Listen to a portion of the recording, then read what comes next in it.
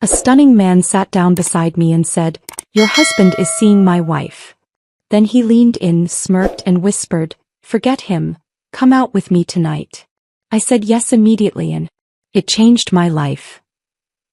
"Your husband is seeing my wife." I looked up from my laptop. A stranger sat down beside me, not across from me, beside me, close enough that I could smell expensive cologne and see the exhaustion in his eyes. He was the kind of handsome that made you forget what you were doing. Sharp jawline, dark blonde hair, blue-gray eyes that held something dangerous and honest at the same time. Before we continue, I want to thank you for being here. If you believe in choosing yourself and finding real love after betrayal, please consider subscribing. It's free and helps us reach more people who need to hear this. Now let's see what happened next. "I'm Marcus," he said, "and your husband Andrew has been sleeping with my wife Elena for 6 months. He slid his phone across the table. On the screen was a photo of Andrew, my Andrew, with his hand on another woman's face, looking at her the way he used to look at me. My stomach dropped. My hands went cold. The coffee shop noise faded into nothing. Marcus leaned in closer. His smirk was slow and deliberate. "Forget him. Come out with me tonight." I should have said no. Should have walked away. Should have done anything except what I actually did. "Yes," I said immediately. That single word changed everything. My name is Hannah. I'm 31 years old. And this is the story of how a stunning stranger destroyed my marriage and gave me back my life. But to understand how I got here, sitting in a Starbucks on Capitol Hill saying yes to a man I'd known for less than 5 minutes, I need to take you back to the beginning. To the life I thought I was living before Marcus appeared and showed me the truth. I met Andrew 7 years ago at a networking event in downtown Seattle. I was 24, fresh out of grad school with an MBA and dreams bigger than my student loan debt. He was 26, working as a financial analyst at a prestigious investment firm. The event was one of those awkward professional mixers where everyone stands around drinking cheap wine and pretending to care about synergy and market disruption. I was about to leave early when Andrew approached me near the bar. "You look like you'd rather be literally anywhere else," he said with an easy smile. "Is it that obvious?" I asked. "Only to someone who feels exactly the same way." We talked for 2 hours after everyone else had left. About our careers, our ambitions, our frustrations with corporate culture. He was sharp and funny. Had this way of making me feel like I was the most interesting person in the room. By the time we said goodbye, he'd asked for my number and I'd given it without hesitation. Our first date was dinner at a small Italian place in Capitol Hill. Our second was a weekend trip to the San Juan Islands. By date 3, I knew I was falling for him. Within 18 months we were engaged. Within 3 years married. The early years felt like I'd won some kind of lottery. Andrew was attentive and romantic. He'd leave notes on the bathroom mirror before work. Surprise me with flowers on random Tuesdays. We'd spend entire weekends in bed talking about everything and nothing. We bought a small craftsman house in Ballard and talked about filling it with kids someday. Our friends envied us. They'd tell us at dinner parties how lucky we were to have found each other, how natural we seemed together, how they wished their relationships had what ours did. I believed them. I believed we were special. That we'd figured out something other couples hadn't. But somewhere around year 3 the foundation started to crack. Andrew got promoted to senior analyst. He came with a significant raise but also brutal hours and constant stress. He started coming home later and later, bringing work frustrations with him. The man who used to ask about my day with genuine interest now barely looked up from his laptop during dinner. My career was demanding too. I'd landed a senior marketing position at a tech startup downtown. The work was exciting but all-consuming. Long hours. High pressure. Constant deadlines. We stopped making time for each other. Date nights became scheduling conflicts. Weekend trips disappeared entirely. Our conversations became transactional. Whose turn to buy groceries, whether we'd paid the electric bill, what time we needed to leave for his company event. The intimacy disappeared slowly, like water evaporating from a glass you don't notice until it's empty. Sex went from passionate to routine to rare. We stopped touching each other with intention. Our bedroom became a place where we slept on opposite sides of the bed, careful not to accidentally make contact. I told myself it was normal. That every marriage goes through phases. That we just needed to push through the rough patch and things would get better. But the rough patch never ended. It just became our new normal. Around 6 months ago things got noticeably worse. Andrew started working late more frequently. Client dinners. Emergency meetings. Weekend conferences. He joined a gym after work, said he needed to de-stress. Started buying expensive cologne I never saw him wear around the house. He changed his phone passcode without mentioning it. Started taking calls in the other room. Kept his phone face down on the counter constantly. When I suggested we take a vacation together, he said work was too busy. When I planned a date night, he canceled last minute. When I asked if everything was okay between us, he got defensive. Said I was being paranoid. That I was creating problems where there weren't any. So I stopped asking. I started doubting my own instincts. Wondering if maybe I was the problem. Maybe I wasn't interesting enough anymore. Maybe I'd let myself go. Maybe if I tried harder, cooked better meals, wore prettier clothes, lost a few pounds, he'd come back to me. But deep down I knew something was wrong. I just didn't want to look at it directly. That's how I ended up spending my afternoons at this Starbucks instead of going home. Our house felt too quiet. Too full of everything we weren't saying to each other. Here, surrounded by strangers and white noise, I could pretend everything was fine. My best friend Rebecca kept telling me I needed to confront Andrew. Demand answers. Insist on couples therapy. She'd noticed the change in me over the past year. How I smiled less. Talked about my marriage less. Made excuses when she suggested double dates with her and her husband. But I was afraid of what I'd find if I pulled that thread. Afraid the whole thing would unravel. So I kept pretending. Kept working. Kept waiting for things to magically get better. Until this Wednesday afternoon when Marcus sat down beside me and pulled the thread himself. After he showed me that photo, Andrew with his hand on Elena's face, looking at her with tenderness I hadn't seen directed at me in over a year, everything suddenly made sense. The late nights. The changed passcode. The cologne. The gym membership. The distance. All of it clicked into place like pieces of a puzzle I'd been refusing to see as a complete picture. 6 months. Marcus said 6 months. That meant Andrew had started this affair right around the time things got noticeably worse between us. Right around the time he stopped trying. Stopped pretending. Stopped showing up. I stared at that photo on Marcus's phone, feeling something crack open in my chest. Not heartbreak exactly. Something colder. Sharper. Clarity. The marriage was already over. Andrew had made that decision without me. I was just the last to know. How do you know who I am? I managed to ask. Marcus leaned back slightly, giving me space to process. I hired a private investigator after I found a burner phone in Elena's gym bag 3 weeks ago. She'd been careful but not careful enough. Restaurant receipts on our joint credit card for places she claimed she'd never been. Late-night emergency meetings that didn't match her company calendar. He paused, watching my face carefully. The investigator followed her for 2 weeks. Got photos, timestamps, addresses. Your husband's name came up frequently. Your address too. Why are you telling me this? My voice sounded distant, like it belonged to someone else. Because I'm tired of being the only one who doesn't know what's happening in my own marriage, Marcus said. And I figured you deserved the truth too. I should have thanked him. Should have gathered my things and left. Should have gone home to confront Andrew like a rational adult. Instead, I sat there feeling everything I'd built over the past 5 years crumble around me. I'm sorry, I whispered. Not to Marcus. To myself.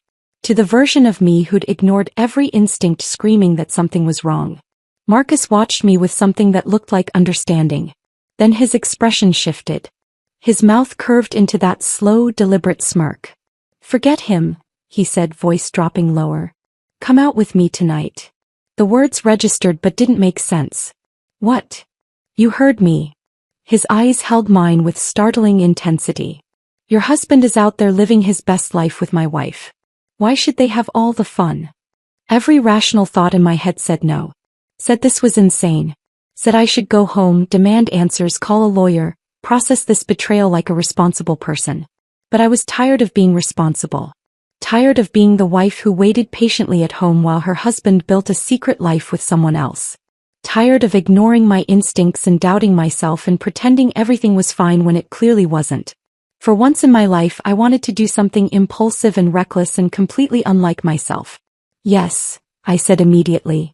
Marcus's smirk deepened into something genuine. Something that looked almost like relief.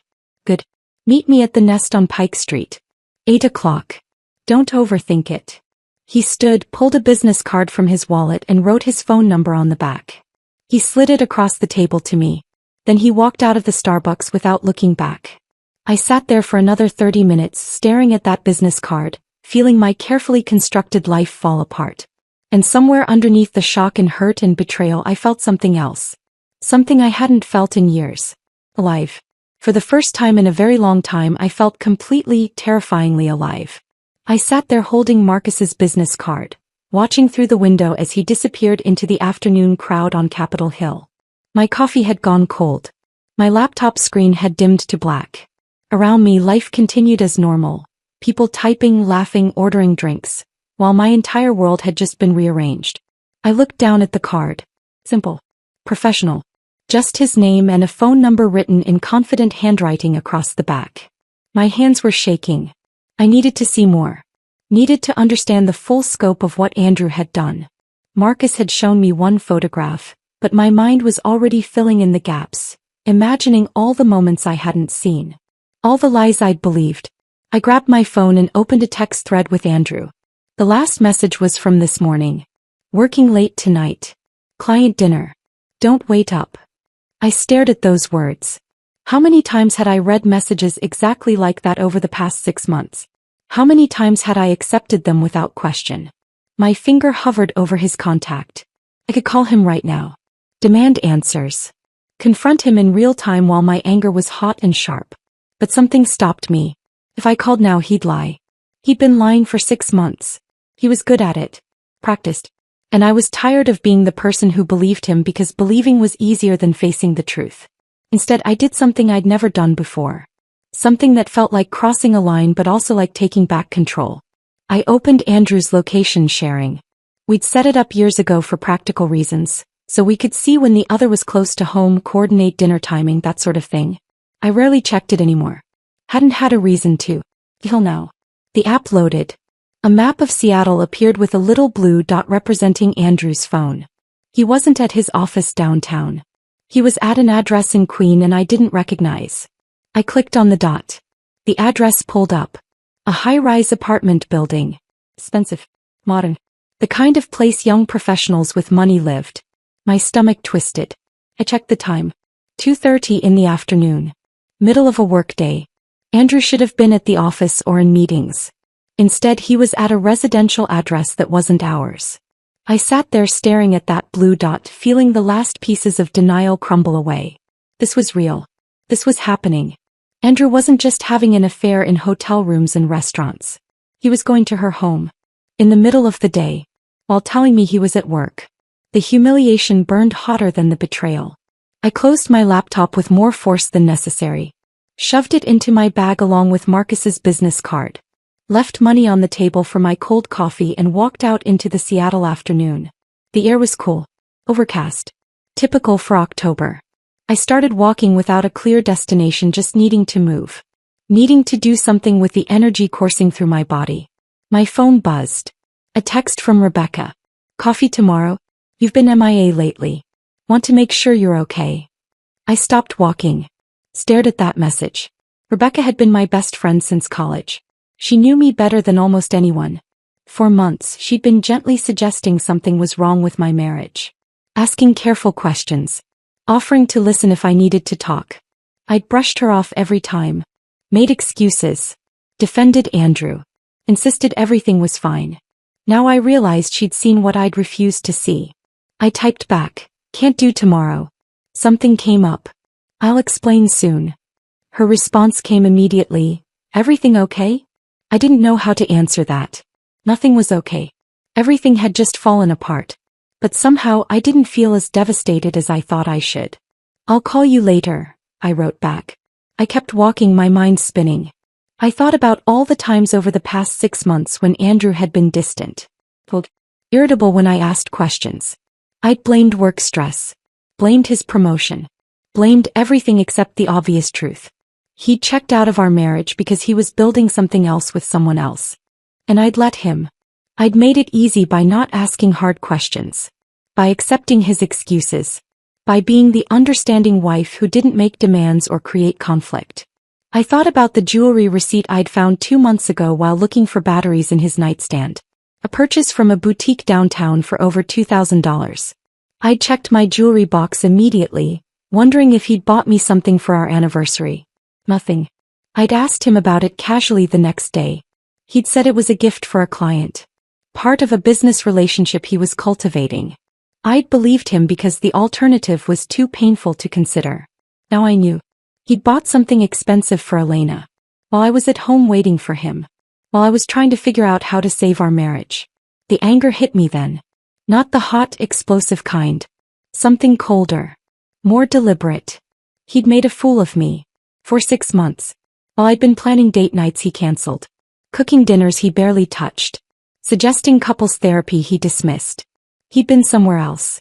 With someone else. My phone rang. Andrew's name flashed on the screen. I stared at it.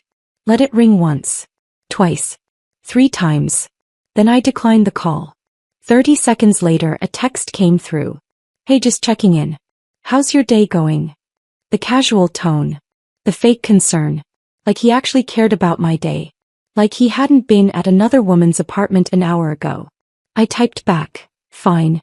Busy with work. His response was immediate. Same here. Crazy day. Probably going to run late again. I almost laughed. The lie came so easily to him. So smoothly.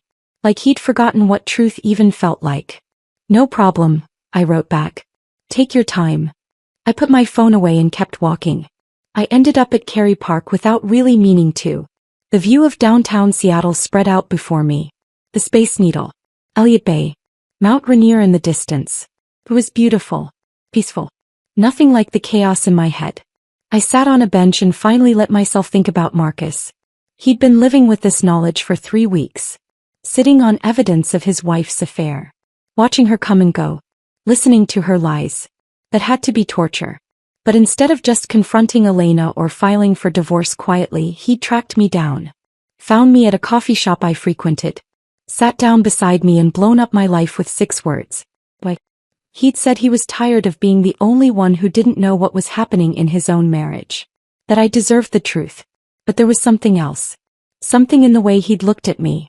In that smirk when he'd asked me out. He wanted revenge. Not just against Elena. Against both of them. And he wanted me to be part of it. The wild thing was I understood. I understood the anger. The betrayal. The desire to make them feel even a fraction of what we were feeling. My phone buzzed again. Not Andrew this time. An unknown number. I opened the message. This is Marcus. Just wanted to make sure you're okay. I know that was a lot to process. The offer for tonight still stands. No pressure. Just thought you might want company from someone who understands what you're going through. I read the message 3 times. He was giving me an out. Making it clear I could say no. That there was no obligation. But he'd also given me his number. Made the first move. Opened the door. I thought about going home. Sitting in that empty house. Waiting for Andrew to come back from wherever he actually was. Pretending I didn't know.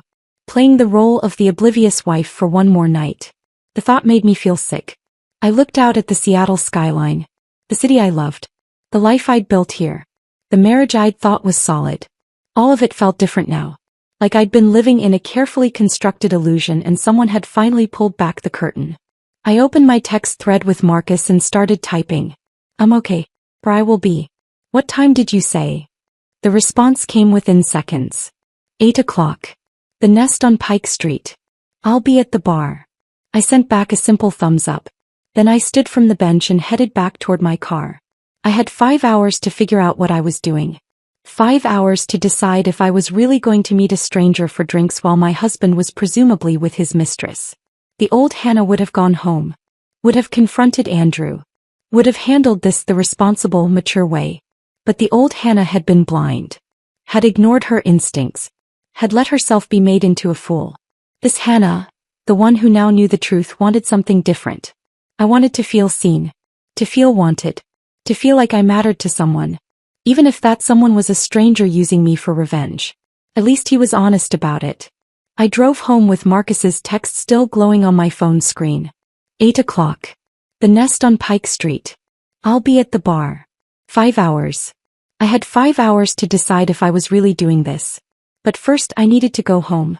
Not to confront Andrew, he wasn't even there, but to see our house with new eyes. To look at the life we'd built and understand how much of it had been real and how much had been performance. The drive from Kerry Park to Ballard took 20 minutes. I barely registered the route. My hands gripped the steering wheel. My mind kept replaying that photograph Marcus had shown me. Andrew's hand on Elena's face. The tenderness in his expression. The intimacy. I pulled into our driveway just after 3. Andrew's car was gone, of course. He was presumably still at Elena's apartment in Queen Anne, living his secret life while I'd been sitting on a park bench trying to process the ruins of my marriage. The house looked exactly as I'd left it this morning. Small craftsman with blue-gray siding. Window boxes I'd planted with flowers last spring. A front porch where we used to sit on summer evenings with wine and conversation. It looked like a home. Like a place where two people loved each other. But appearances were lies. I unlocked the front door and stepped inside. The afternoon light streamed through the windows, making everything look warm and inviting. But the warmth was surface level. Underneath, the house felt hollow. Empty of everything that mattered. I walked through the living room slowly, looking at everything like I was seeing it for the first time. Wedding photos on the mantle. Us laughing, kissing, looking at each other like we were the only two people in the world. Furniture we'd picked out together at weekend trips to vintage stores. Books on shelves representing both our tastes, our histories, our shared life. All of it felt like evidence now. Evidence of something that had once been real but wasn't anymore. I moved into the kitchen. The table where we used to eat breakfast together before work. The counter where Andrew would make coffee while I scrambled eggs. Simple domestic rituals that had felt meaningful once. When had we stopped doing those things? When had breakfast become something we did separately, in silence, avoiding eye contact? I couldn't pinpoint the exact moment. It had been gradual. Erosion instead of explosion. My phone buzzed. Another text from Andrew. Running even later than I thought. Don't wait up. Love you. Love you. 2 words he typed reflexively now. Muscle memory. Meaningless. I didn't respond. Just set my phone on the counter and walked toward our bedroom. This was where I needed to look. Where the evidence would be if there was any to find. I stood in the doorway for a moment, looking at the bed we'd shared for 5 years. The bed where we used to talk for hours before falling asleep tangled together. The bed that had become a neutral zone where we slept on opposite sides, careful not to touch. I walked to Andrew's side. Opened his nightstand drawer. Inside was exactly what I expected and nothing I wanted to see. Breath mints. The expensive cologne in a sleek black bottle I'd never seen him use at home. A leather-bound notebook I'd never noticed before. I picked up the notebook. Opened it. Inside were dates and times written in Andrew's precise handwriting. Abbreviations that didn't mean anything to me at first. Then I looked closer. Key. Is 7 p.m. Queen Anne. Elena's apartment. W. Lunch. Waterfront Marriott. Where Marcus had photographed them. SI. Weekend. San Juan Islands. The bed and breakfast reservation I'd find evidence of later. He'd been keeping a log. Tracking his affair like it was a project. Something to manage and schedule around his real life. Around me. My hands trembled as I set the notebook down. Closed the drawer. I moved to his closet. Opened the door.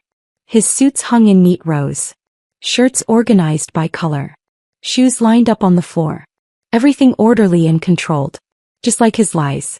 I dragged a chair over from the corner. Climbed up. Reached for the top shelf where Andrew kept things he didn't use regularly. Old tax documents, college yearbooks, boxes of cables and chargers. My fingers found a shoebox pushed toward the back.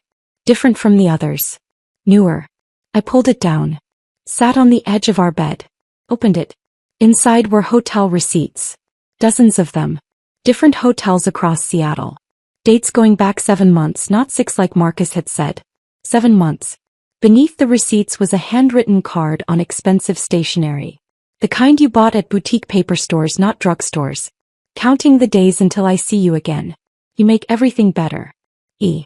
Her handwriting was elegant. Confident. The words were intimate. Familiar. This wasn't just physical. This was a relationship. Something with depth and history and emotional investment. I set the card aside. Kept digging. A printed email confirmation for a bed and breakfast in the San Juan Islands. The dates matched a weekend 3 months ago when Andrew told me he had a work conference in Portland. He'd left Friday morning with his overnight bag. Came back Sunday evening talking about panel discussions and networking events. All lies. He'd been with Elena. At the place we'd talked about visiting for our anniversary. The romantic island getaway we'd never quite made time for. He'd taken her instead. The betrayal felt physical. Like something cutting through my chest. I put everything back in the box. Put the box back on the shelf. Climbed down from the chair. My phone buzzed again. Not Andrew this time. Okay, now I'm worried. You never blow me off.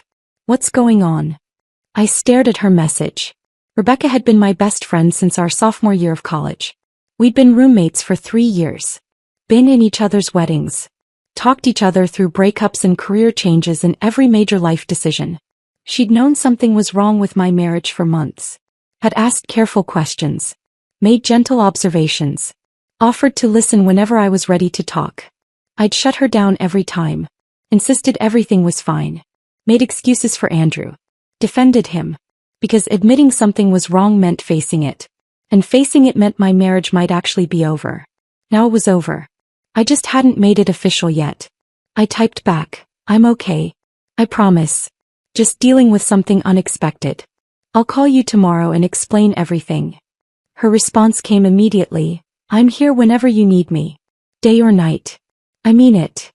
I smiled despite everything. Rebecca was steady. Loyal.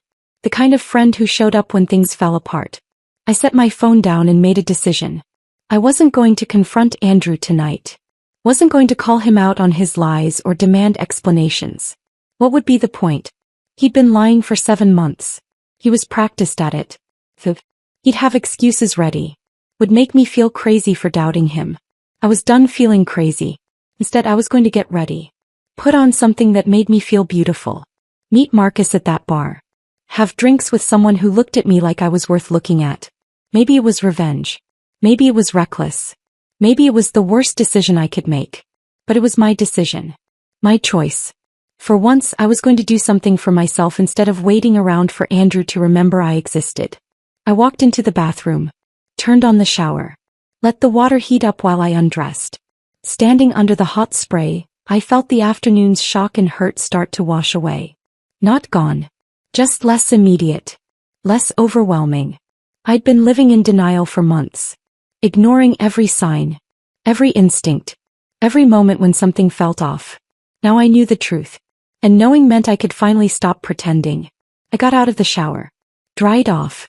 Stood in front of my closet in just a towel. I pulled out a black wrap dress I hadn't worn in over a year. Andrew used to love this dress. Would compliment me every time I wore it. Pull me close. Tell me I looked beautiful. But I'd stopped wearing it because somewhere along the way he'd stopped noticing. Stopped complimenting. Stopped looking at me like I was someone worth seeing. I put on the dress. It still fit perfectly. Still looked good. I did my makeup carefully. Smoky eyes. Red lipstick.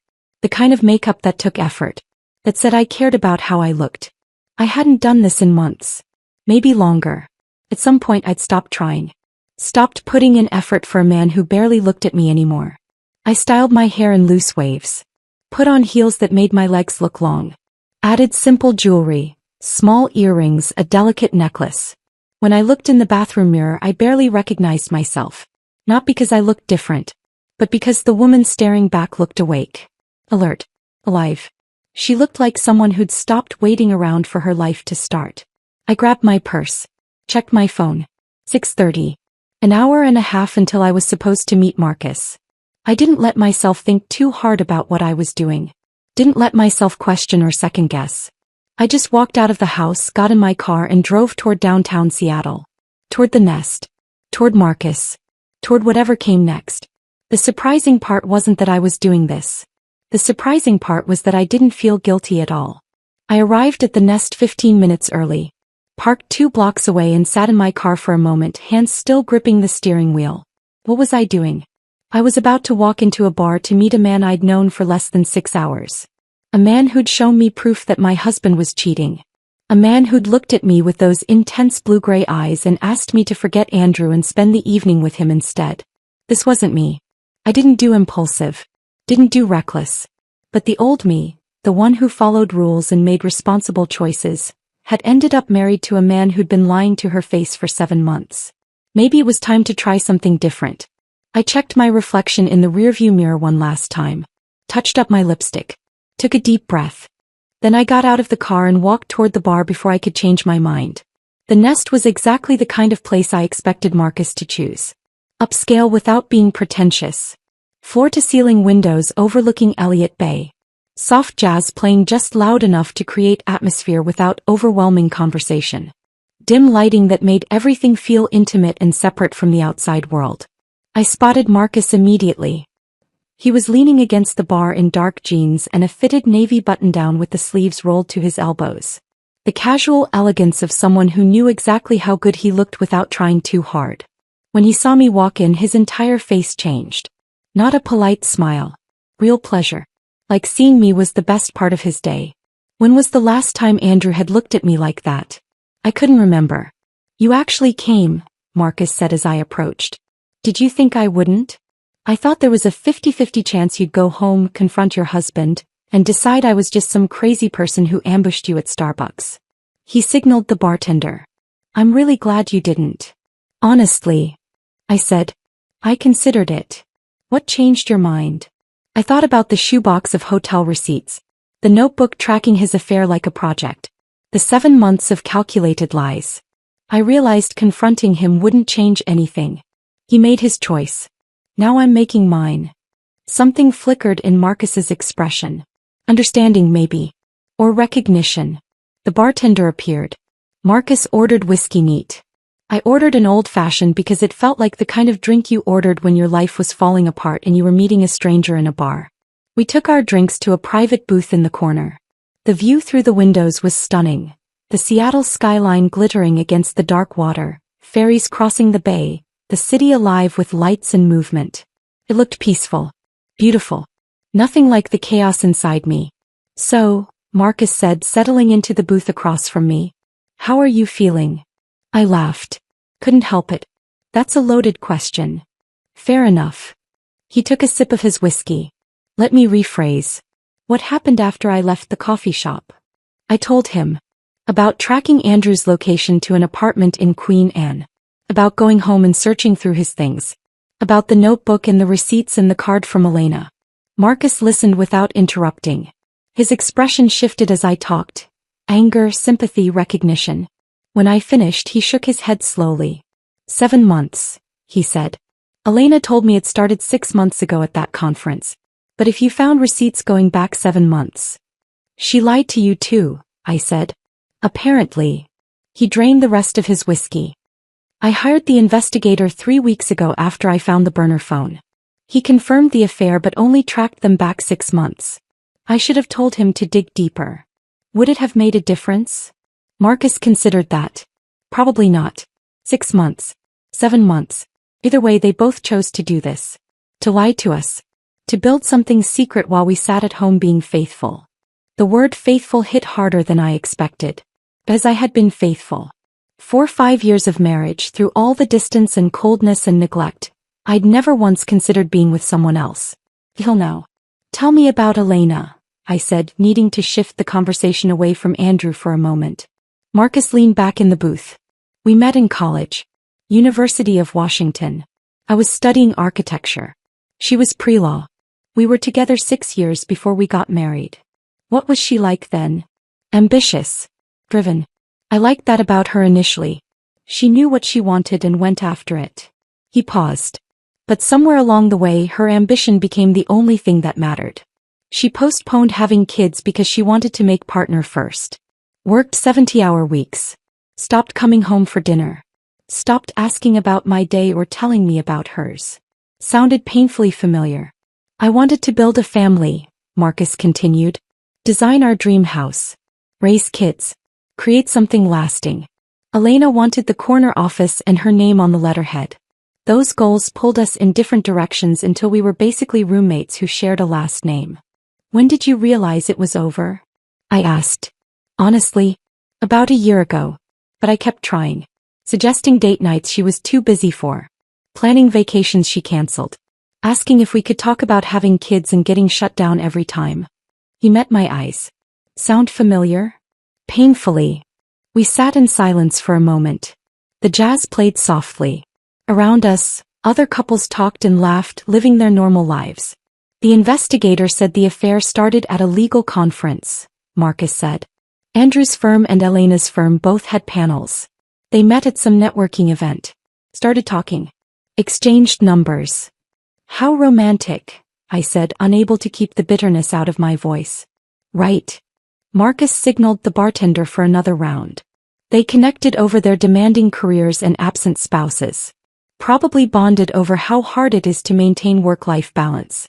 Then decided the solution was to sleep with each other instead of, actually communicating with the people they married. The bartender brought fresh drinks.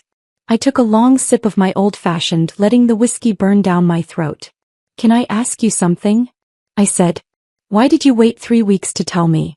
You found out about the affair. Hired an investigator. Got all the proof. Why not just confront Elena? Or file for divorce quietly? Why track me down? Marcus studied his glass for a moment before answering. Because I was tired of being the only one who didn't know what was happening in my own life. Elena had been lying to me for months. Making decisions about our marriage without my input. I wanted to give you the same information. The same choice. But there's more to it than that, I said. Isn't there? His mouth curved into that slow, deliberate smirk I'd seen in the coffee shop. You're perceptive. So what's the real reason? Revenge, he said simply. I wanted Andrew and Elena to know what it feels like to be on the other side. To come home and realize your spouse isn't waiting. Isn't sitting there being faithful while you're out building your secret life. I should have been put off by that. By the calculated nature of it. But I wasn't. Because I understood it. Completely. And what do you get out of this? I asked. Besides revenge? Marcus leaned forward. The dim lighting made his eyes look darker. More intense. Honestly, I wanted to meet you. The investigator's report had your name and address. Basic facts. But I wanted to know who you actually were. The woman Andrew was willing to risk everything to betray. The way he said it, not with pity or curiosity but with genuine interest, made my breath catch. And what do you think now? I asked. I think Andrew's an idiot, Marcus said.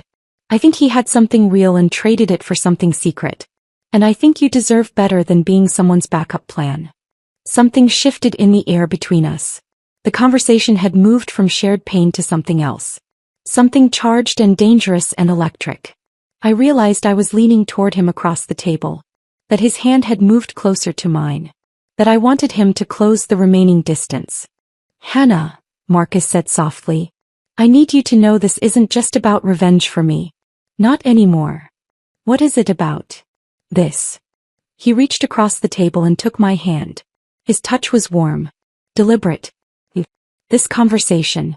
The fact that I've known you for 6 hours and already feel more connected to you than I have to Elena in the past 2 years. My heart was racing. Marcus. I know it's crazy, he said. I know we're both in the middle of our marriages falling apart. I know this is probably the worst possible timing. But I don't regret approaching you today. Not for a second. I looked at our hands. His fingers laced through mine. The simple intimacy of it. I don't regret saying yes, I whispered. Marcus smiled. Not the smirk this time. Something real and genuine and vulnerable. Good, he said. We stayed at the bar for another hour. Talking about everything and nothing. Our childhoods. Our careers. The dreams we'd had before life got complicated. The things we still wanted if we ever got the chance. Marcus told me about his architecture firm. About designing affordable housing for communities that needed it. About how Elena had always thought he should go into commercial development instead. Where the real money was. I told him about my marketing work. About the startup and the long hours and how throwing myself into my career had become a way to avoid going home to an empty house. Around midnight, Marcus paid the tab and we walked outside. The night air was cool and clear. The waterfront stretched out before us. Dark water reflecting city lights. Walk with me? Marcus asked. I nodded. We walked along the pier close enough that our shoulders brushed. Close enough that I could feel the warmth radiating from him. When did you stop being happy? Marcus asked suddenly. I thought about it. Really thought about it. I don't think it was one moment. It was gradual. Like watching a sunset, where you don't notice it getting dark until you're already in shadow. Marcus stopped walking, turned to face me fully. That's exactly it, he said. That's exactly what it was like with Elena. We stood there on the pier. The water lapped against the pylons below. The city hummed around us. Hannah, Marcus said softly. I know this is insane. We met this afternoon. But I don't regret any of it. Neither do I whispered. He stepped closer. Close enough that I could see the gold flecks in his eyes. Close enough that I could feel his breath. Can I kiss you? He asked. I should have said no. Should have stepped back. Should have remembered I was still technically married. But I didn't want to. Yes, I said. He kissed me. Not tentative or apologetic, but certain and deep, like he'd been thinking about it all night. I kissed him back. My hands found his shoulders.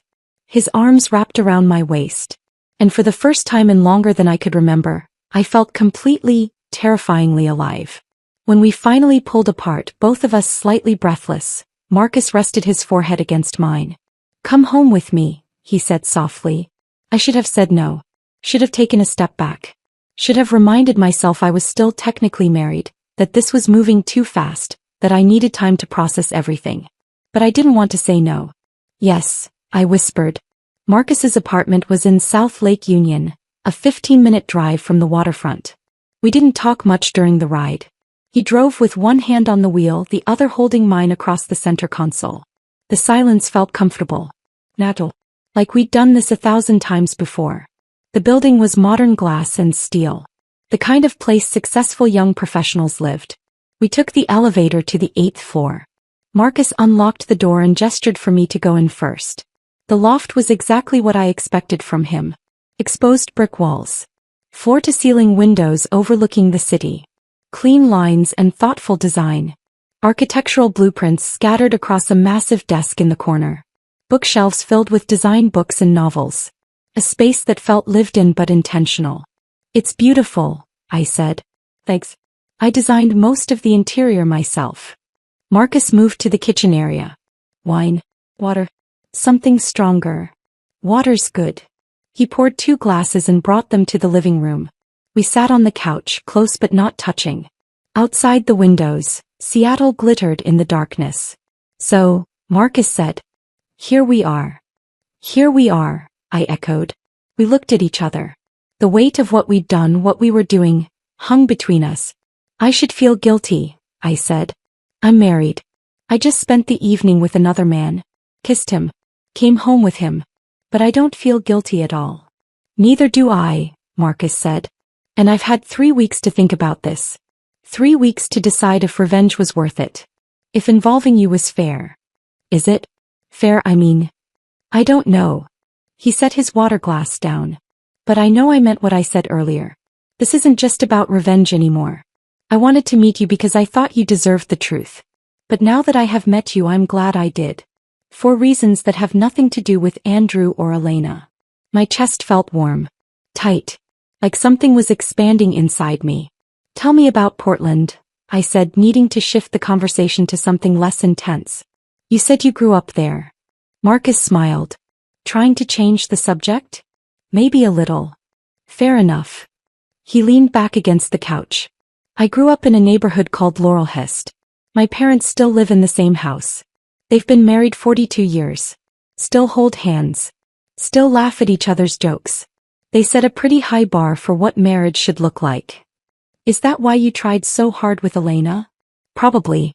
I kept thinking if I just tried harder, if I was more patient, more understanding, we'd get to where my parents are. But you can't force that kind of connection. Either it's there or it isn't. I thought about my own parents. Still married. Functional. But not passionate. Not connected in any deep way. They coexisted more than they lived together. I always wanted something more than what my parents had, I said. They're not unhappy exactly.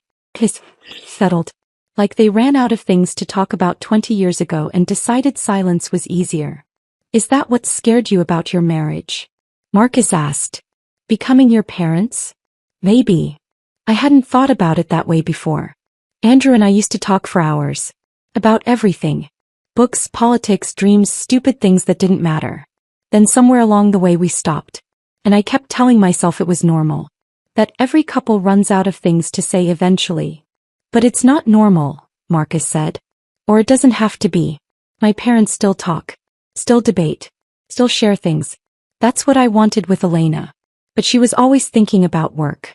Always planning her next career move. I became background noise in her life. We talked until the sky started to lighten. About childhood memories and family dynamics. About career aspirations and the compromises we'd made. About the lives we'd imagined versus the ones we were actually living. Marcus told me about his architecture firm. How he'd started as a junior designer and worked his way to junior partner. How his dream was to design affordable housing for communities that needed it most. How Elena had always thought that was naive. That he should focus on luxury developments where the real money was. I told him about my marketing career. How I'd thrown myself into work as my marriage deteriorated. How being good at my job became a replacement for being happy at home. Somewhere around 5 in the morning we moved to his bedroom. Not for sex. Just to lie down. To be close to someone who understood what it felt like to watch a marriage die slowly. We lay tangled in his sheets as dawn light filtered through the windows. His arm around me. My head on his chest. Both of us exhausted but not ready to sleep. When are you telling Andrew? Marcus asked quietly. I'd been avoiding thinking about that. But I couldn't avoid it forever. Today, I said. This morning. I'm done pretending I don't know. Do you want me to come with you? I considered it. Having Marcus there would make it easier in some ways. But this was something I needed to do alone. No, I said. But thank you. Marcus pulled me closer. Whatever happens you have my number. Use it. Day or night. I mean it. I nodded against his chest. Around 7 I forced myself to get up. Found my purse. Checked my phone. 3 missed calls from Andrew. 2 texts. Where are you? Getting worried. Call me. I almost laughed. Getting worried. Like he had any right to worry after 7 months of lying. I typed back. Stayed at Rebecca's. Needed space to think. Coming home soon. His response came within seconds. Okay. See you soon. Not, are you okay? Not, what's wrong? Just, okay. Like I was an appointment on his calendar.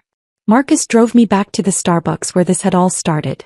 Less than 24 hours ago, I'd been sitting at that same table thinking my biggest problem was a distant husband.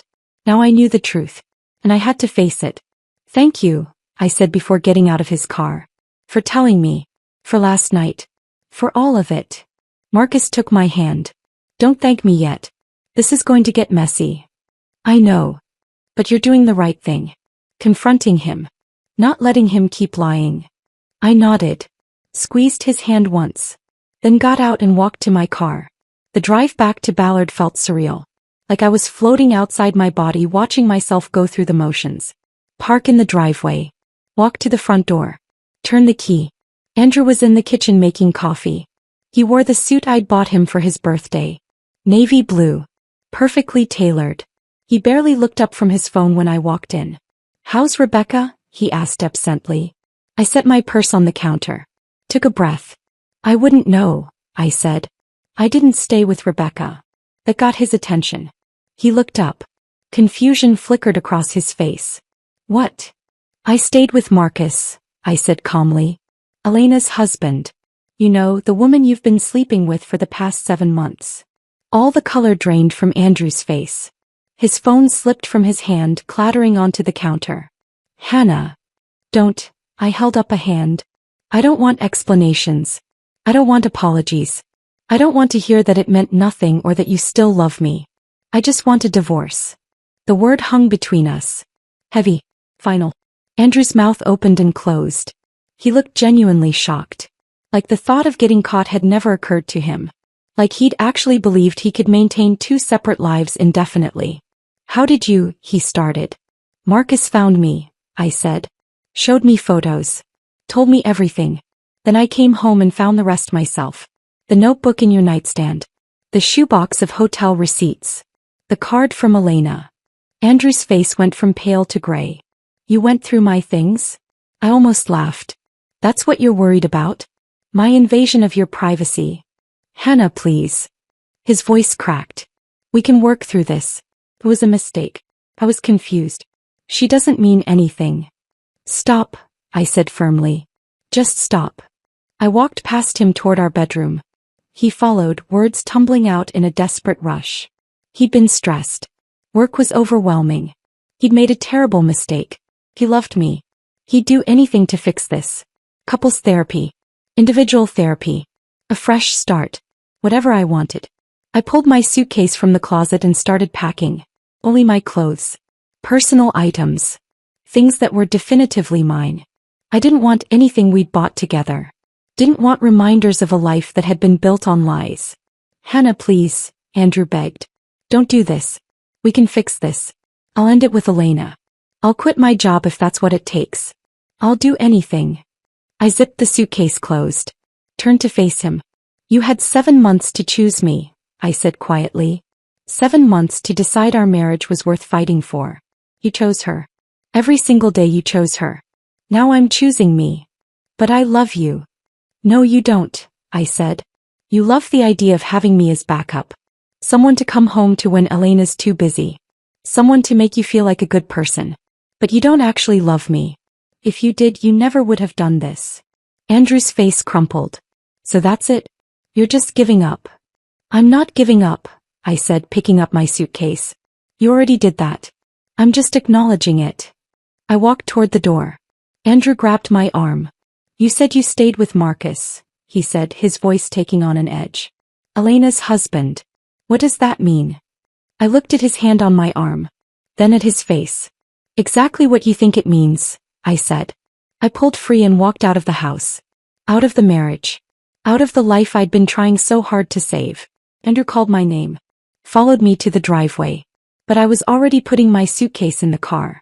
Already getting in. Already driving away. In my rearview mirror I saw him standing in the driveway. Looking lost and smaller than I'd ever seen him.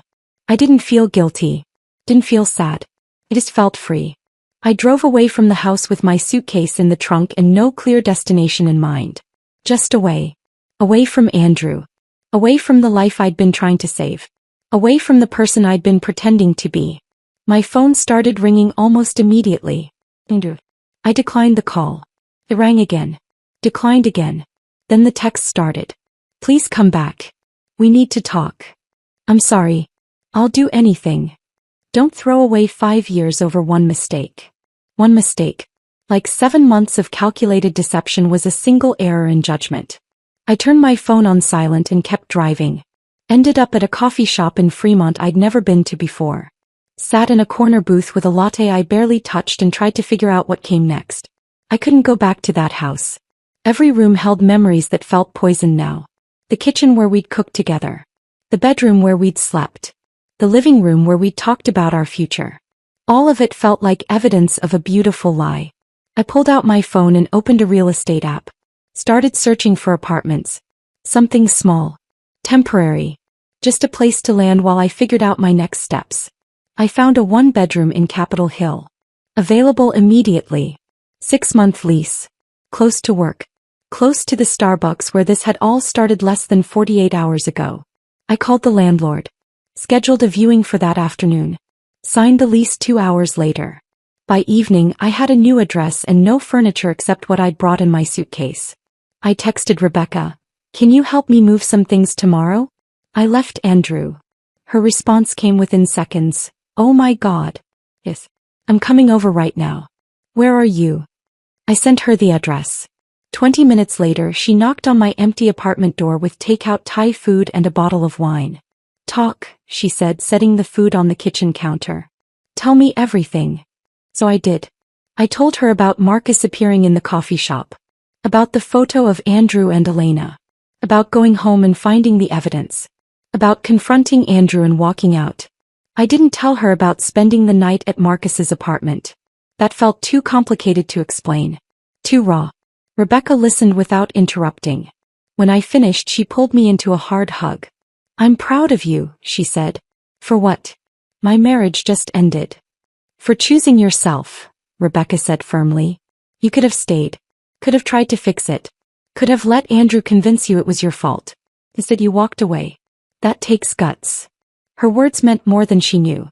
I'd spent 5 years trying to be the perfect wife. trying to fix what was broken. Trying to make Andrew happy at the expense of my own happiness. Choosing myself felt revolutionary. Rebecca helped me make a list of things I needed from the house. Essential items I couldn't live without. We agreed to go back the next day when Andrew would be at work. That night, I slept on an air mattress in my empty apartment. It should have felt depressing. Instead it felt like freedom. The next morning Rebecca and I went back to the house. Andrew's car was gone. I used my key to get in, half expecting him to have changed the locks. But he hadn't. The house felt different in daylight. Smaller. Less significant. We worked quickly. Loaded my clothes, books, laptop, personal items into Rebecca's SUV. I didn't take any furniture. Didn't take the wedding photos or the shared belongings. Just the things that were definitively mine. As we were loading the last box, Andrew's car pulled into the driveway. My stomach dropped. Want me to handle this? Rebecca asked, her voice protective. No, I said. I've got it. Andrew got out of his car slowly. He looked terrible. Rumpled suit. Dark circles under his eyes. Like he hadn't slept. Good, a petty part of me thought. Let him feel a fraction of what I've felt. Hannah, he said. Please. Can we talk? There's nothing to talk about, I said, closing the back of Rebecca's SUV. I ended it with Elena, Andrew said desperately. This morning. Told her it was over. That I want to fix my marriage. I looked at him. Really looked at him. The man I'd loved. The man I'd married. The man who'd lied to my face for 7 months. You ended it because you got caught, I said. Not because you wanted to. If Marcus hadn't found me, you'd still be seeing her. That's not true. It is true, I cut him off. And even if you did end it, that doesn't change what you did. You made me doubt myself. Made me feel crazy for noticing something was wrong. That's not love, Andrew. That's manipulation. His face crumpled. I love you.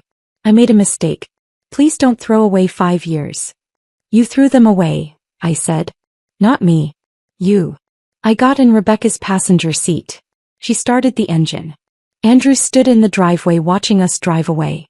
In the side mirror he looked small. Defeated. I felt nothing. No satisfaction. No sympathy. Just the strange emptiness of closure. Over the next week I slowly furnished my apartment. Basic pieces from IKEA. A bed frame. A small couch. A kitchen table. Nothing fancy. Just functional. Marcus texted me every day. Never pushy. Just checking in. Asking how I was doing. Offering support if I needed it.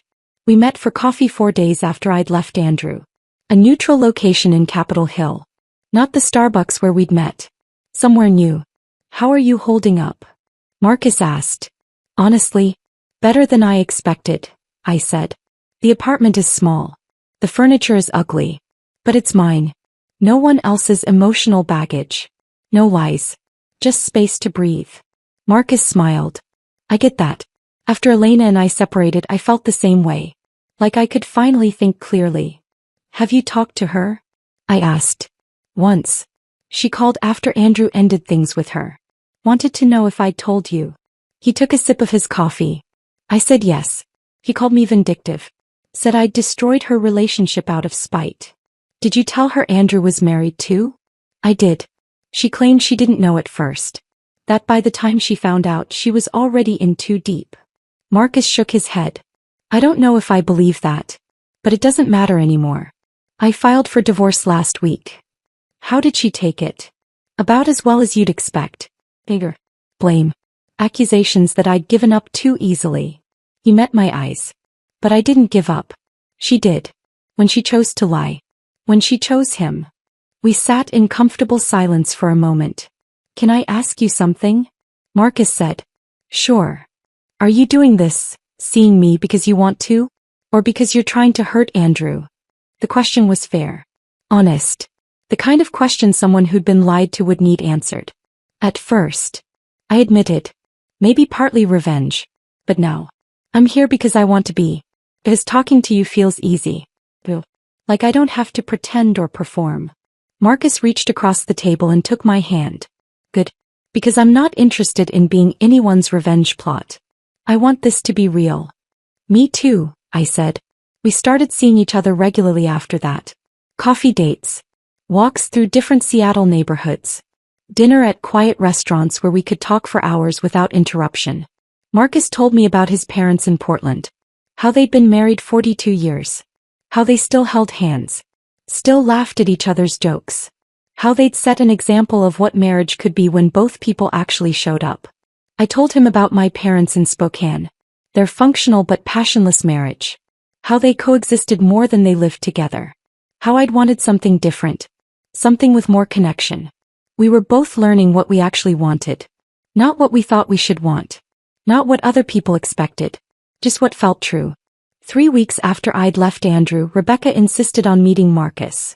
She invited us both to brunch at her favorite spot in Fremont. I was nervous. Rebecca was fiercely protective. If she didn't like Marcus, she'd tell me. Loudly. Marcus arrived exactly on time, dressed casually but polished. He shook Rebecca's hand. Asked her about her work as a pediatric nurse. Listened when she talked about her kids. Made her laugh with a story about a disastrous architecture project. Halfway through brunch, Marcus excused himself to use the bathroom. The second he was out of earshot, Rebecca leaned across the table. Okay, she said. He's unfairly handsome. I was prepared to hate him on principle because of how this started. But he seems genuine. You think so? Hannah, he looks at you like you hung the moon. Like you're the most interesting person he's ever met. He squeezed my hand. Andrew never looked at you like that. Not even in the beginning. My chest felt warm. I really like him. I can tell. Just be careful. You're still rebuilding. Make sure you're doing this for the right reasons. I am, I said. I promise. When Marcus came back, the three of us talked like old friends. Rebecca told embarrassing stories from our college years. Marcus shared stories about disastrous client meetings. By the end of brunch, Rebecca pulled me aside. He's good for you, she said. I approve. That mattered more than I wanted to admit. As Marcus and I walked to our cars after brunch, he took my hand. Your friend is great, he said. She liked you too. Good. Because her opinion matters to you. And what matters to you matters to me. I stopped walking. Looked at him. Marcus, I said. This is real for me. I need you to know that. He pulled me closer. It's real for me too. We stood there on the sidewalk. Two people rebuilding in the wreckage. Two people choosing honesty over comfort. And for the first time in years, I felt like I was exactly where I was supposed to be. We stood there on the Fremont sidewalk, Marcus's words hanging in the air between us. What matters to you matters to me. It felt like a promise. Like something real and solid I could hold on to. Come on, Marcus said, squeezing my hand gently. Let me drive you home. Home. My small apartment in Capitol Hill that barely had furniture. But it was mine. And hearing Marcus call it home made it feel less temporary. Less like a place I was hiding and more like a place I was building.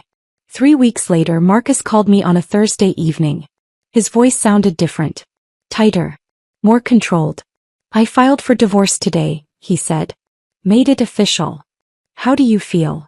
I asked. Relieved. Angry. All of it at once. He paused. My lawyer was thorough. Presented everything. The photos. The receipts. The timeline. Elena's lawyer tried to argue it was irrelevant since Washington is a no-fault state, but we wanted the record clear. For what purpose? Because her law firm has policies about professional conduct. And apparently, Andrew works with several of Elena's clients. Or worked with them. Past tense. Marcus's voice carried a hint of something dark. Not quite satisfaction. More like grim acknowledgement. Her firm found out about the affair. Called her in for a meeting with the partners. What happened? They gave her a choice. Resign voluntarily with a severance package, or be terminated for ethics violations with nothing. I sat down on my couch. They fired her? Technically she resigned. But it was forced. He tried to fight it at first. Threatened to sue for discrimination. But they had documentation. Evidence that she'd compromised client relationships. Put the firm at risk. Marcus exhaled slowly. She chose the severance. I didn't know what to say. Part of me felt vindicated. Elena had helped destroy my marriage and now she was facing consequences. But another part, the part that had been where she was now watching a life fall apart, just felt tired.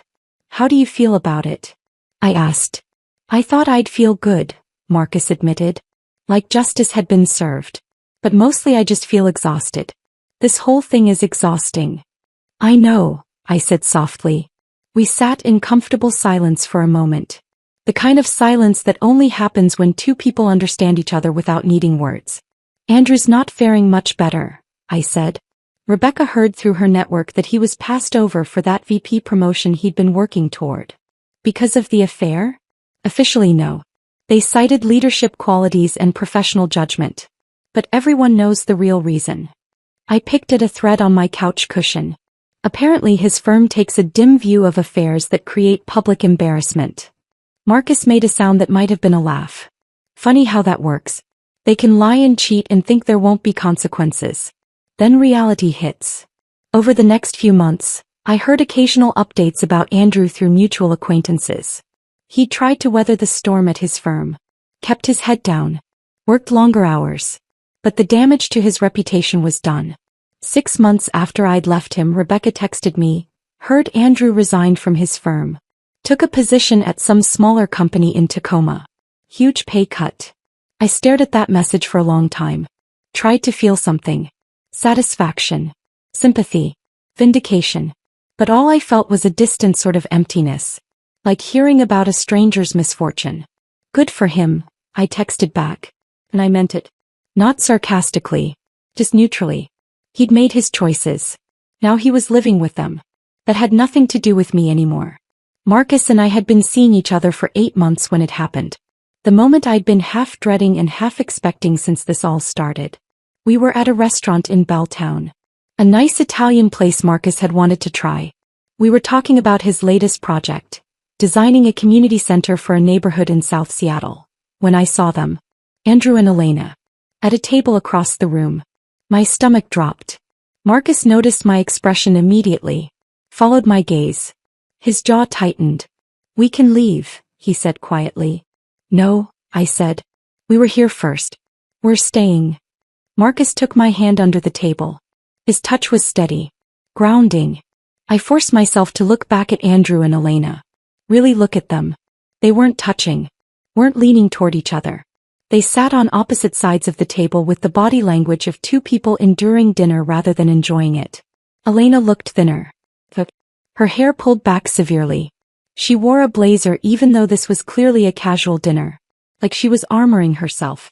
Andrew looked tired. Older. The confidence he'd always carried had been replaced by something diminished. They were talking but it didn't look friendly. Elena's expression was hard. Andrew's was defensive. They don't look happy, Marcus observed. No, I agreed. They don't. We finished our meal. The food was excellent but I barely tasted it. I was too aware of Andrew and Elena across the room. Too aware of the strange surreal quality of this moment. As Marcus and I were leaving, Andrew looked up. Our eyes met. His face went pale. He said something to Elena. She turned, saw us, and her expression hardened into something cold and furious. Marcus's hand was on the small of my back, guiding me toward the exit. But Andrew stood up. Started walking toward us. Hannah, he said. Can we talk? Elena remained seated, watching with narrowed eyes. I looked at Andrew. This man I'd loved. This man I'd married. This man who'd lied to my face for 7 months. He looked smaller somehow. Like he'd been hollowed out. There's nothing to talk about, I said calmly. He glanced at Marcus, then back at me. I want you to know I'm sorry. For everything. I was selfish and stupid and I destroyed the best thing I ever had. Part of me wanted to agree with him. To make him feel the weight of what he'd done. But that would require caring more than I did. I appreciate that, I said. But I've moved on. You should too. His eyes flicked to Marcus again. To Marcus's hand on my back. With him. That's not your business anymore, I said. Andrew's face crumpled slightly. Like he'd been holding on to hope that maybe, eventually, I'd forgive him. That maybe we'd find our way back to each other. But that was never going to happen. Goodbye, Andrew, I said. Marcus and I walked out. The cool evening air felt like relief. You okay? Marcus asked once we were outside. Yeah, I said. And I meant it. I didn't feel anything. No anger. No hurt. Just nothing. Like running into someone I used to know a long time ago. Marcus pulled me close. That's growth. Is it? It means you've really moved on. Not just said you have. Actually done it. We walked to his car in comfortable silence. Once inside, Marcus turned to me. For what it's worth, he said, he's an idiot for losing you. I smiled. You're biased. Absolutely. But I'm also right. A few weeks later, Rebecca called me with news she'd heard through her network. So apparently Andrew and Elena's relationship is imploding, she said without preamble. I was at my apartment cooking dinner. I put her on speaker and kept chopping vegetables. What happened? Turns out the excitement was only there when it was secret. Once they were both single and could actually be together publicly, reality hit. They fight constantly. About money, about jobs, about whose fault everything is. Interesting. Elena blames Andrew for being careless. Says he's the reason they both got caught and lost everything. Andrew blames Elena for being too ambitious. For not being satisfied with what they had. I thought about that. About two people who'd destroyed their marriages for a fantasy. Who'd built something on deception and secret moments and the thrill of getting away with it. Of course it couldn't survive daylight. They're realizing what they had wasn't real, I said. It was just an escape from their actual problems. And now that it's their only reality, it's not enough. Exactly, Rebecca said. Karma's working overtime. I thought about that word. Karma. Like the universe was balancing scales. Making things fair. But it wasn't karma. It was just consequences. Natural outcomes of choices made. Andrew and Elena had chosen deception. Had chosen stolen moments over genuine partnership. Had chosen fantasy over the hard work of real commitment. And now they were discovering that what they'd built couldn't hold weight. Couldn't sustain them. Couldn't be what they'd imagined when it was shiny and secret and forbidden. I don't even feel vindicated, I admitted to Rebecca. I just feel distant from it. Like it's happening to people I don't know anymore. That's because you've moved on, Rebecca said. Really moved on. You're building something real with Marcus. Something honest. What they had was always going to collapse. He was right. What Marcus and I had wasn't built on secrets or deception. It was built on honesty. On choosing each other with full knowledge of our baggage and complications. On showing up as ourselves instead of idealized versions. That night I told Marcus what Rebecca had shared. We were at his apartment cooking dinner together. It had become our routine. Taking turns at each other's places. Building small domestic rituals. How do you feel about it? Marcus asked, stirring pasta sauce. Honestly, nothing. Maybe a little sad that they destroyed so much for something that was never going to last. Marcus turned off the stove. Came over to where I was sitting at the counter. We're not them, he said. I know. What we're building is different. Better. Real. I looked at him. This man who'd walked into my life in the most unexpected way. Who'd given me truth when I'd been drowning in lies. I know, I said again. And I did. Marcus pulled me close in his kitchen, the pasta cooling on the counter behind us. What we're building is different, he'd said. Better. Real.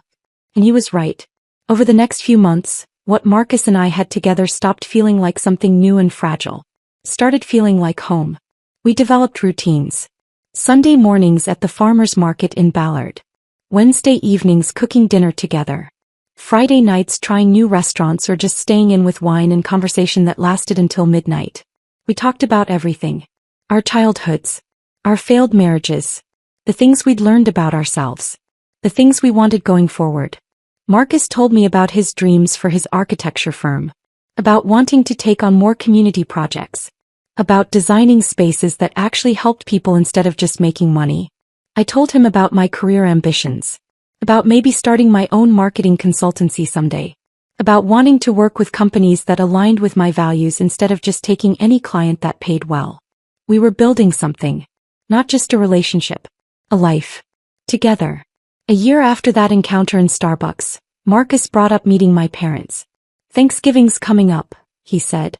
We were at his apartment, both working on our laptops at opposite ends of his couch, our feet touching in the middle. What are you doing? Usually I go to Spokane. Visit my parents. I looked up from my screen. Why? Can I come with you? My chest tightened. Not with anxiety. With something warmer. You want to meet my parents? I want to be part of your life, Marcus said simply. All of it. Not just the parts that happen in Seattle. So we drove to Spokane for Thanksgiving. 5 hours through eastern Washington, the landscape changing from evergreen forests to rolling hills to flat agricultural land. My mother had been skeptical when I told her about the divorce. Worried I was making a mistake. Concerned about what people would think. She'd liked Andrew. Thought we were the perfect couple. But when she met Marcus, saw how he helped carry groceries in, how he asked genuine questions about her garden, how he made me laugh in the kitchen while we prepped vegetables, her concerns melted away. My father pulled me aside after dinner while Marcus was helping my mother with dishes. He's good for you, Dad said. You seem happy. Really happy. I am. I didn't realize how long it had been since I'd seen you like this, he continued. The last few years with Andrew you seemed dimmed somehow. Like you were working really hard at being okay but weren't actually okay. His observation hit me harder than expected. I hadn't realized how much I'd been pretending. How much energy I'd spent maintaining the appearance of a happy marriage while quietly suffocating inside. I was pretending, I admitted. For a long time. I didn't want to admit my marriage was failing. Didn't want to admit I'd made a mistake. Dad squeezed my shoulder. It wasn't a mistake. It just didn't work out. And that's okay. What matters is you found the courage to leave when you needed to. That night, driving back to Seattle, Marcus reached over and took my hand. Your parents are great, he said. They liked you too. I was nervous, he admitted. I know how this whole thing started. I know it looks bad from the outside. Guy finds out his wife is cheating, tracks down the other woman's husband, convinces her to go out with him. It sounds like a revenge plot. It was a revenge plot, I said. At first. You admitted that. At first, Marcus agreed. But then it became something else. Something real. And I was worried your parents would only see the beginning. Not what we've become. What have we become? I asked. Marcus glanced at me, then back at the road. Something I never thought I'd have again. A real partnership. With someone who actually sees me. Who I can be honest with. I feel the same way. Good, Marcus said.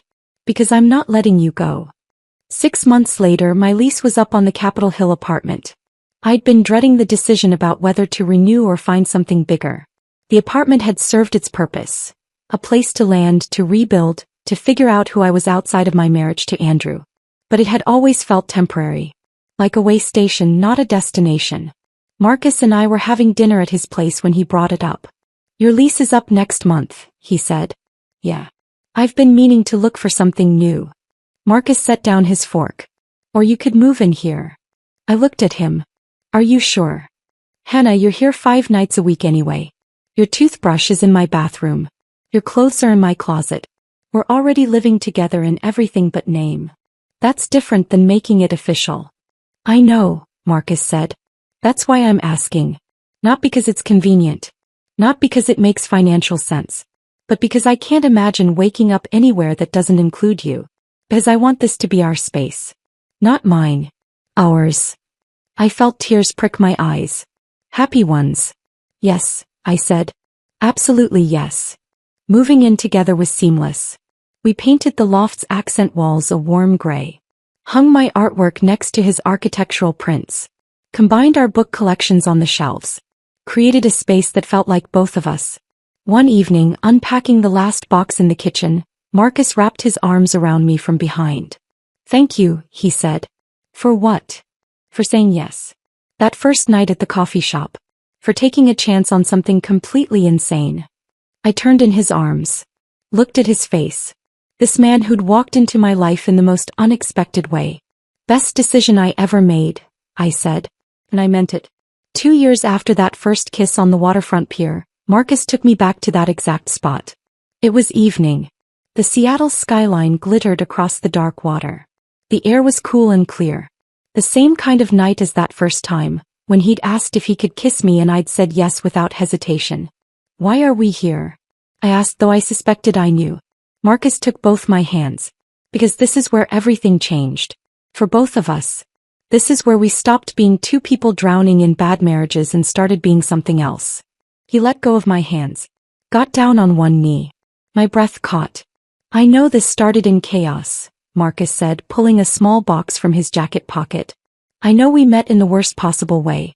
I know I walked into your life and blew it up without asking permission. Marcus. But somewhere in the wreckage, he continued, I found the best thing that ever happened to me. You're honest. You're brave. You chose yourself when it would have been easier to stay small and keep pretending. He opened the box. Inside was a ring.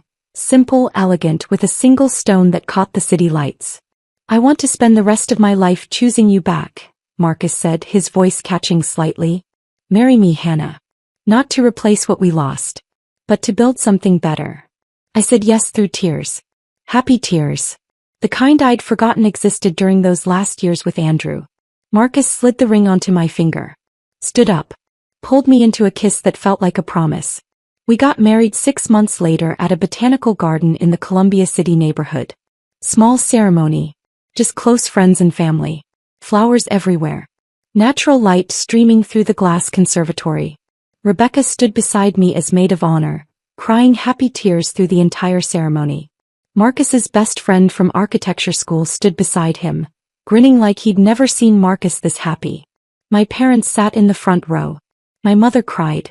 My father smiled. Marcus's parents welcomed me like I'd always been part of their family. Told me they'd worried about Marcus during his marriage to Elena. Were grateful he'd found someone who truly saw him. At the reception, Rebecca pulled me aside. You look happy, she said. Like genuinely, completely happy. I am, I said. I'm proud of you. For leaving Andrew.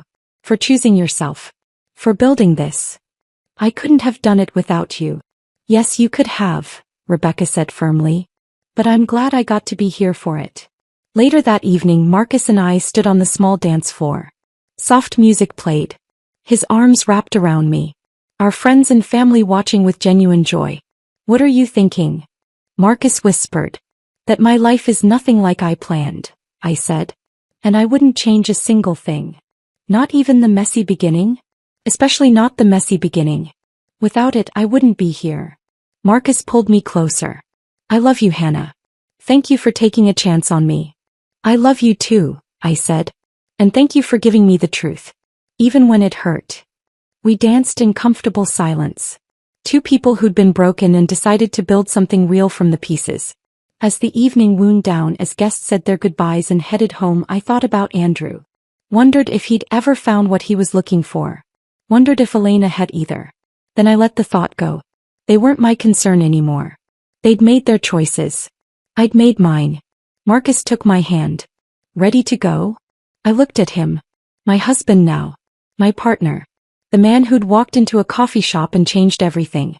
Yeah, I said. I'm ready. We walked out into the Seattle night. Hand in hand. Starting the next chapter of our lives. Together. Honestly. With no secrets. No lies. Just two people who'd been hurt and decided to build something better. And it all began with 6 words from a stranger I didn't know. Your husband is seeing my wife. The worst and best thing that ever happened to me. Because sometimes the door you're terrified to walk through is the one that leads you home. And sometimes the life you didn't plan is better than the one you did. I'd spent 5 years trying to save something that was already dead. Trying to be enough for someone who'd already chosen someone else. The day I let go was the day I finally started living. And I'd never been happier. If this story of unexpected betrayal and second chances had you hooked from start to finish, hit that like button right now. My favorite part was when Hannah confronted Andrew with zero emotion, showing him she'd completely moved on. What was your favorite moment? Drop it in the comments below. Want more powerful stories of starting over and finding real love?